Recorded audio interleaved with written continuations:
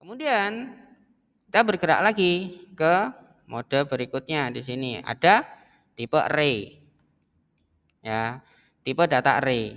Nah, array ini nanti akan sangat-sangat penting. Kalian harus benar-benar memahami array ini nanti.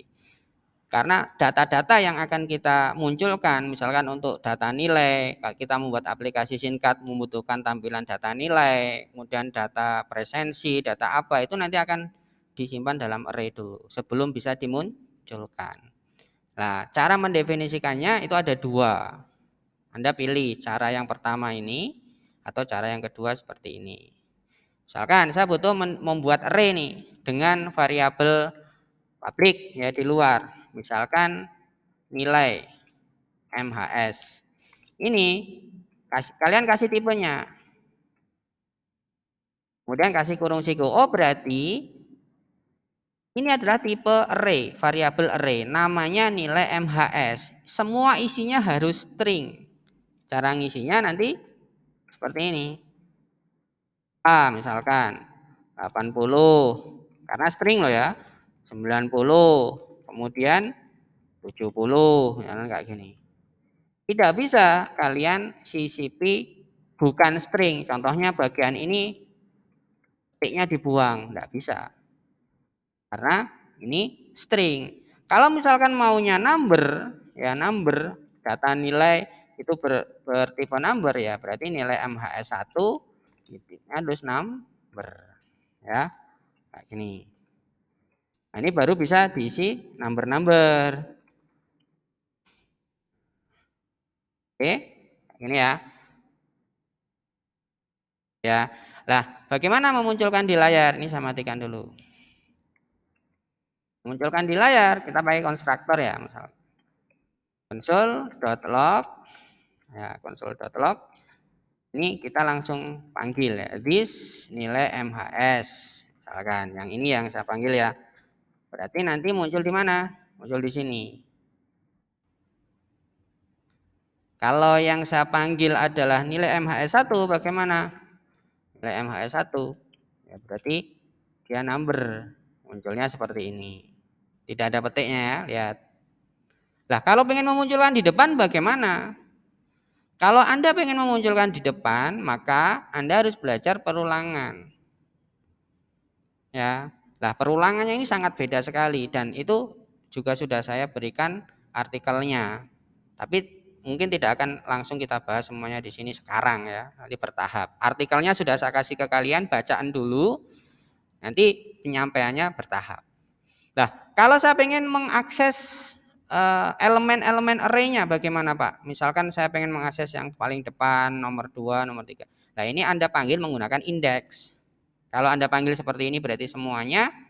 Kalau Anda sertakan indeks, misalkan indeks 1, yang ini indeks 2. Ya, berarti saya pengen memanggil ini. Karena indeks terdepan pasti indeks 0. 0, 1, 2. 0, 1, 2. Ya, seperti ini. Akan muncul nilainya. Ya. Kemudian kalau saya pengen merubah nilai bagaimana? Kalau pengen merubah nilai array, caranya juga sama. Jadi Anda harus ngerti indeksnya. Indeksnya berapa? Oh, indeks 1 dari array pertama akan saya ganti menjadi 100. Ingat, itu array string. Ini akan saya ganti bukan 90 tapi 100. Kemudian tampilkan di layar. Berubah enggak? Kita lihat. Kan berubah. Berarti nanti kita bisa mengupdate data, maksudnya gitu. Kita bisa mengupdate data. Misalkan Anda punya data apa, nanti kita bisa update, kita simpan dalam array, nanti array-nya kita kirim ke database. Jadi itu. Jadi array-nya kita update dulu, nanti array semua datanya kita kirimkan ke database. Caranya biar simple ya. Kemudian kalau pengen menambahi, ini kan cuma 3 Pak. Kalau pengen menambahi bagaimana? Misalkan. Menambahi itu Anda panggil dengan nama array-nya. Misalkan nama ini, kemudian perintahkan push.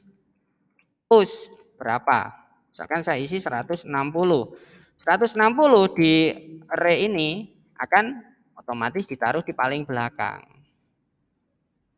ya, akan otomatis. Oh, ini saya taruh di sini aja. Oh, ya apa-apa sih. Tapi saya butuh penampilan lagi ya. Nah, ini. Tampilkan lagi semuanya. Ini nanti kelihatan. Nah, ketambahan ya otomatis di belakangnya. Jadi kita bisa nambah terus, nambah terus, nambah terus, nambah terus, nambah terus. Jadi ini semakin panjang, semakin panjang, semakin bisa. Bahkan dari awalan tidak ada pun bisa.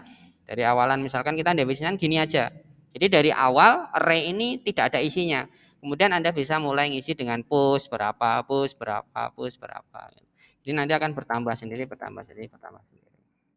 Array. Ya, untuk memunculkan di depan saya belum akan ngomong karena butuh perulangan ya. Perulangan perintahnya beda. Jadi belum akan saya bahas di sini.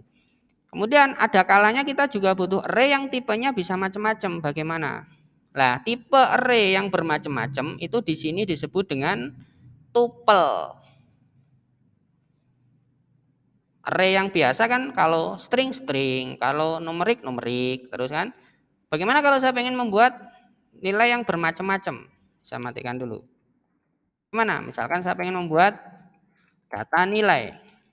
Ya, data nilai itu ada NIM-nya, ada nama mahasiswanya, ada nama materinya, ada nilainya, misalkan seperti itu. Nah, ini hanya bisa dilakukan dengan tipe tuple namanya. Tipe tuple itu Anda harus mendefinisikan dulu nama variabelnya apa, kemudian kurung siku ini dipakai untuk mendefinisikan tipe variabel yang akan boleh masuk. Misalkan pertama number untuk NIM, string untuk nama, string lagi untuk materi, nama mata kuliah, kemudian number lagi untuk nilai. Nah, contohnya misalkan cara ngisinya seperti ini.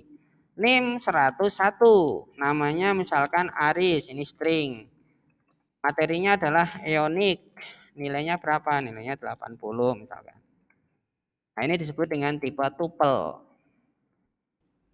Jadi Anda harus mendefinisikan dulu tipenya di sini, baru nilainya. Selebihnya sama dengan array. Cara ngisinya bagaimana, cara menambahi di belakangnya. Oh, maaf, kalau tipe tuple tidak bisa ditambahi ya. Misalkan ini sudah mentok 80, terus kalian mode push seperti ini nambahin tidak bisa. Tapi kalau cara membacanya dan seterusnya itu mirip dengan array. Contoh, saya panggil seperti ini, cara membacanya tipe tuple ya. Ini dt nilai. Nah, dt nilai. Berarti nanti muncul di sini ini. Kemudian kalau membaca salah satu elemen ke 0 saja misalkan, berarti nanti bisa baca seperti ini ya. Kalau ngedit nilai bagaimana? Ngedit nilai misalkan nilai ini saya edit, saya ganti tidak 101 tetapi saya ganti menjadi 120 ya.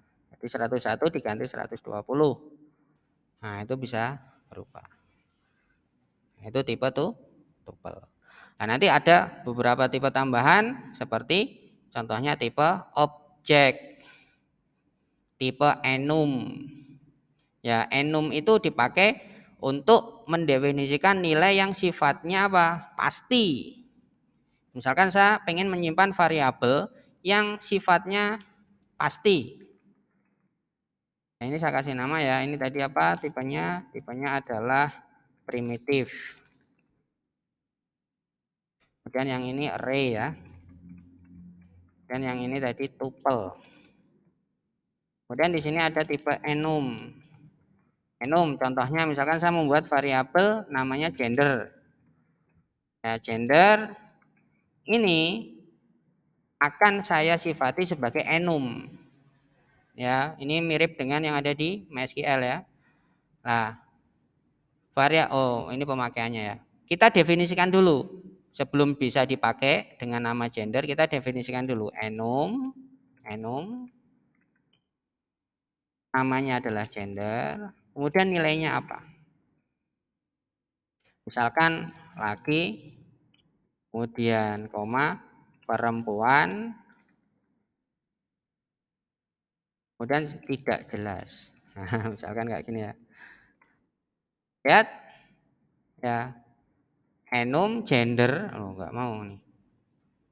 Enum nama variabelnya apa? Variabel enumnya nilainya apa? Oh ini nggak dikenali ya, enum kok nggak dikenali ya di sini? Ada masalah? Ya, betul ya saya matikan ini. Harusnya bisa ini. Nilainya coba, nilai dasarnya. Misalkan ini nilai dasarnya L. Yang ini nilai dasarnya P. Ini nilai dasarnya A misalkan. Ada ya nggak mau ya? Instruktur. Ini hanya bisa didefinisikan sebagai variabel lokal. Coba. Oh iya, berarti tidak bisa didefinisikan sebagai variabel publik ya, enum. Baru setelah saya mendefinisikan ini, kita bisa pakai misalkan nama variabelnya JK. Tipenya apa? Tipenya gender. Nilainya apa? Nilainya gender dot apa? Di situ muncul. Kalau saya pilih laki, itu berarti nanti yang kita dapat itu adalah apa? Ini let ya, sorry, let. Yang kita dapat ya nilai huruf L di sini. Oke? Jadi kata-kata ini hanya sebagai perwakilan saja. Sebenarnya nilainya. Lah, kalau tidak dikasih nilai bagaimana, Pak? Misalkan ini saya kosongi, ini saya kosongi, saya kosongi.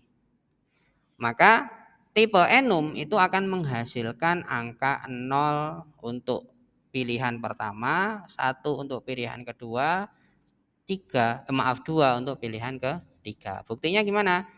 Ya, buktinya kita baca ya console.log dari JK. Ya, jadi nilainya berapa? Kan 0 ya. Kalau di sini saya milih perempuan, dia akan munculkan 1. Kalau tidak jelas, ini munculnya kan seperti itu.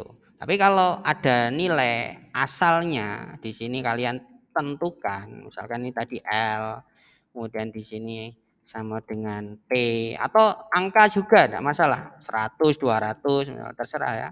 Ini petik-petik. Pada saat saya ngomong atau milih di sini adalah laki, otomatis sebetulnya di sini ya huruf L. Nah, ini nanti hubungannya dengan apa? Hubungannya dengan komponen combo box atau komponen radio yang kemarin ada di mana? Di halaman register. Nah, ada di halaman register itu kan kalian membuat ini kan. Nah, ini nanti harus ada kalau milih laki-laki itu nilainya apa, kalau milih perempuan nilainya apa. Pada saat kita tidak memilih dua-duanya apa dan seterusnya. Itu nanti hubungannya dengan variabel enum ini pada saat kita butuhkan. Oke.